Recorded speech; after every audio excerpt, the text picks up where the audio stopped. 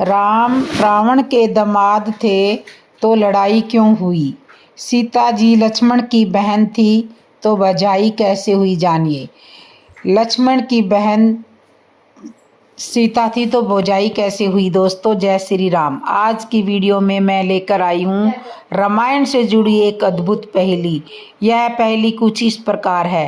राम रावण के दामाद थे तो लड़ाई क्यों हुई। सीता लक्ष्मण की बहन थी तो भौजाई कैसे हुई। दोस्तों अब सोचने वाली बात यह है कि रावण के दामाद थे, राम रावण के दामाद थे तो दोनों के बीच में लड़ाई क्यों हुई।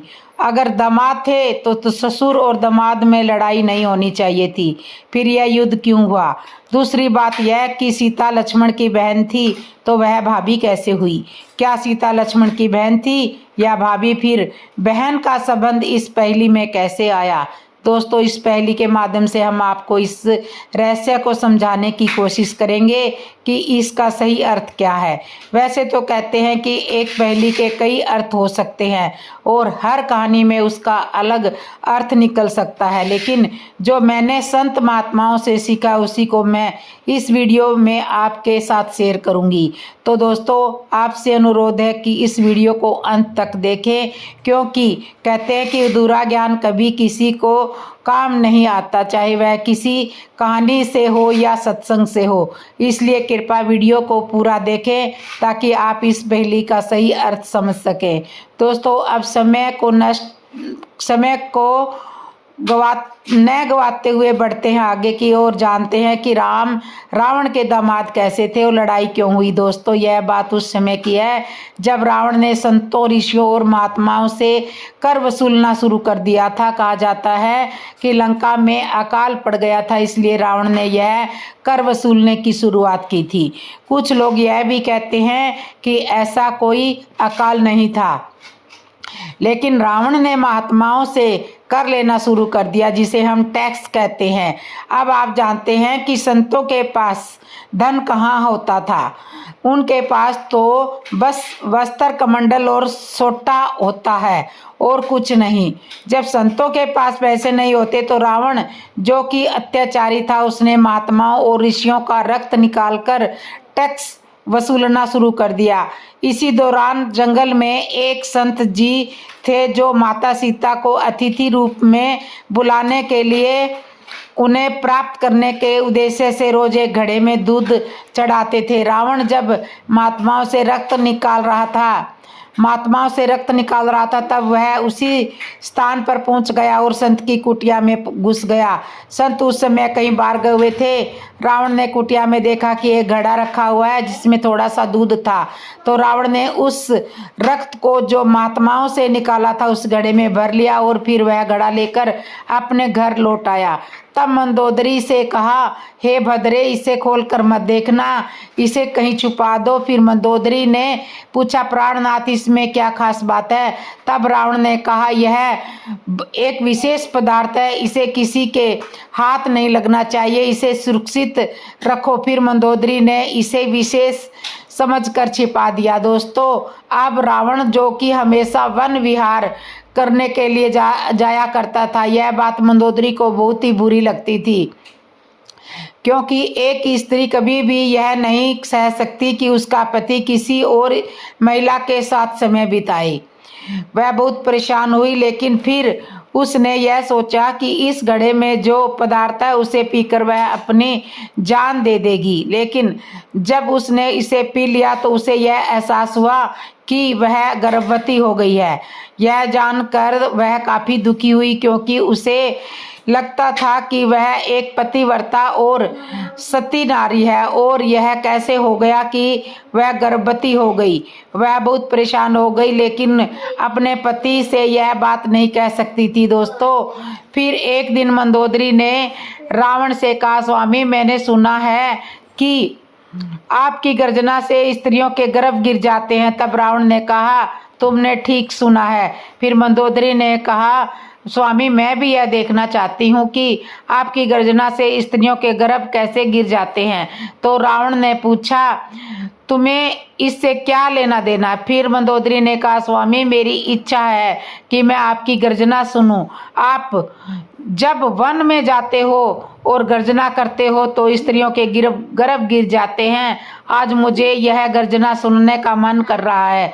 दोस्तों, तब रावण ने कहा, अब ऐसी बात है भद्रे, तो मैं अपनी गर्जना तुम्हें आवश्यक सुनाऊंगा। तो दोस्तों, रावण अपनी तेजी से गर्जना करता है कि मंदोदरी का गर्भ गिर जाता है। गर्जना करने के बाद रावण फिर वन विहार के लिए चला जाता है। इस बीच मंदोदरी ने क्या किया, 2, 4, 5 महीने का गर्भपात कर दिया।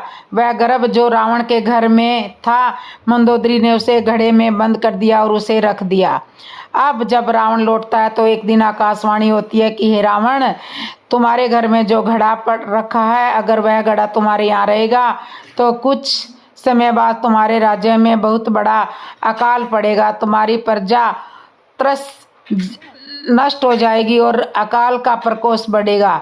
फिर रावण यह सुनकर घबरा जाता है, लेकिन वह यह नहीं जानता था कि उस घड़े में ऋषियों का रक्त नहीं बल्कि मंदोदरी का गर्भपात किया हुआ बच्चा रखा है। रावण को यही लगता था कि घड़े में ऋषियों का रक्त है।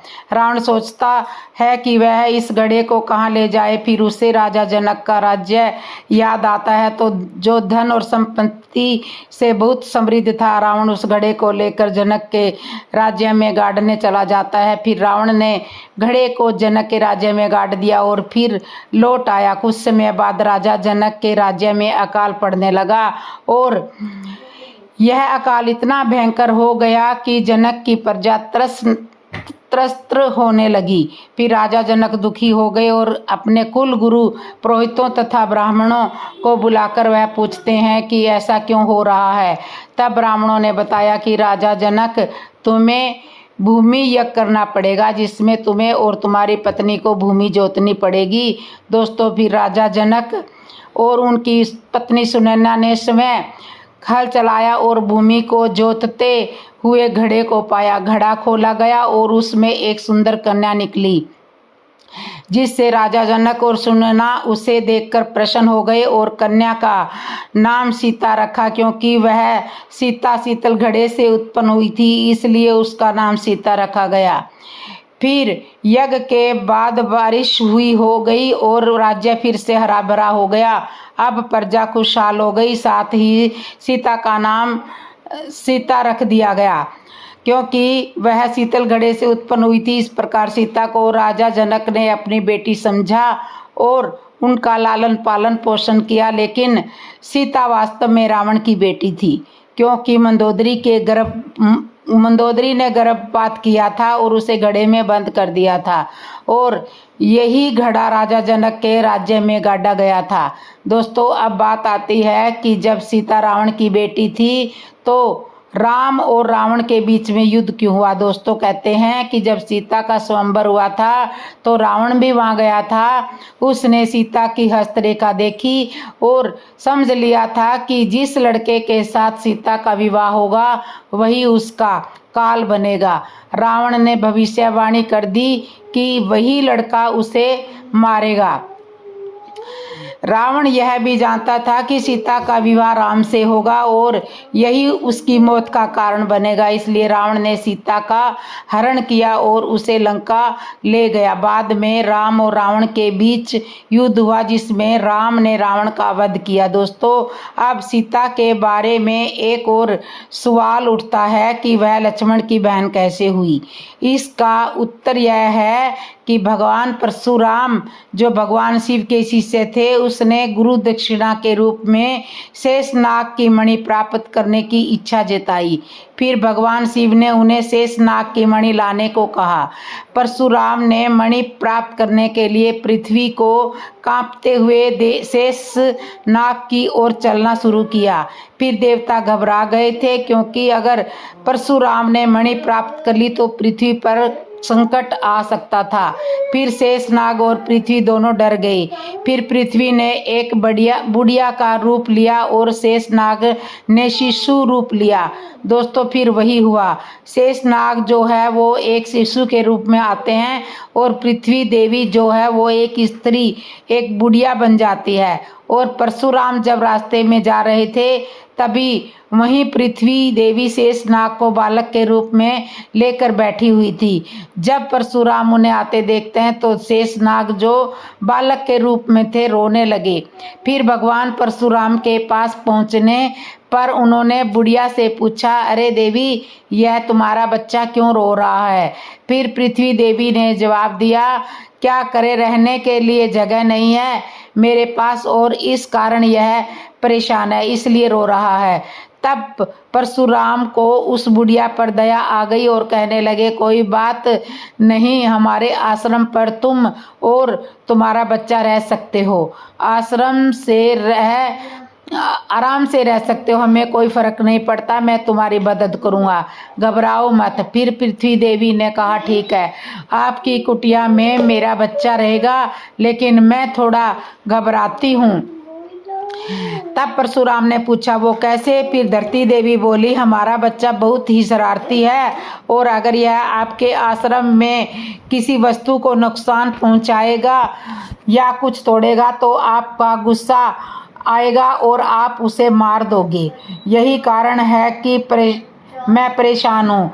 फिर परशुराम ने वचन दिया, आप घबराइए नहीं, अगर ऐसा कुछ भी होता है तो मैं तुम्हारे बच्चे से कुछ नहीं कहूँगा और न ही उसे मारूंगा। दोस्तों इस वचन के बाद पृथ्वी देवी शेषनाग को बालक के रूप में लेकर परशुराम की कुटिया पर आई और परशुराम वापस लौट गए।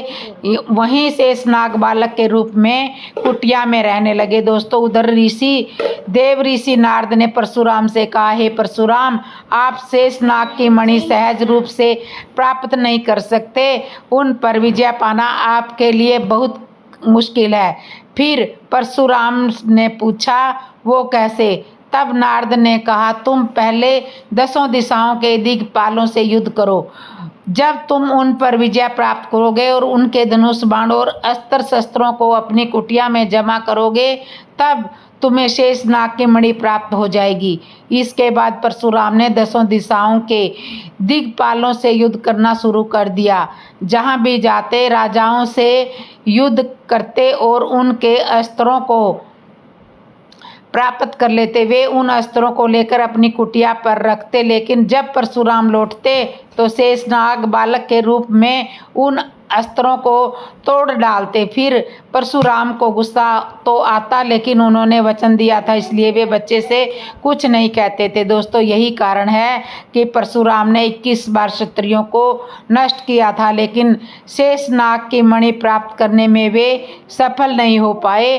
अब वही शेषनाग लक्ष्मण बनते हैं और परशुराम का संवाद लक्ष्मण से होता है। लक्ष्मण ने वही बात कही, बहु दनहु तोरी करी काई, यानी मैंने कितने सारे धनुष बचपन में तोड़े, लेकिन आपने कभी गुस्सा नहीं किया था और अब इस धनुष में क्या लाल लगे हैं जो आप इतना क्रोधित हो रहे हो। दोस्तों अब इस कथा का एक और अर्थ भी निकलता है। सीता लक्ष्मण की बहन कैसे हुई? सीता जो पृथ्वी देवी की पुत्री मानी गई क्योंकि वे धरती से उत्पन्न हुई थी, और शेषनाग लक्ष्मण के रूप में माने गए क्योंकि वे भी धरती के ही पुत्र थे। इस प्रकार लक्ष्मण की बहन सीता हुई। अब भौजाई कैसे हुई? यह इसलिए क्योंकि राम और सीता का विवाह हुआ था और राम और लक्ष्मण दोनों भाई थे। इस प्रकार सीता लक्ष्मण की भाभी हो गई और यही कारण है कि सीता लक्ष्मण की बहन मानी गई। दोस्तों यही था इस कथा का अर्थ। यदि इस कथा का कोई और अर्थ आपके मन में आता हो तो कृपया कमेंट में समझा देना ताकि हम और जानकारी प्राप्त कर सकें। तो दोस्तों मैं आशा करती हूँ कि आपको यह कथा पसंद आई होगी, और यदि आप लोग इस चैनल पर नए आए हों तो चैनल को सब्सक्राइब करो, लाइक करो, कमेंट करो और बेल आइकन बटन तो ज़रूर दबा दो। जय श्री राम।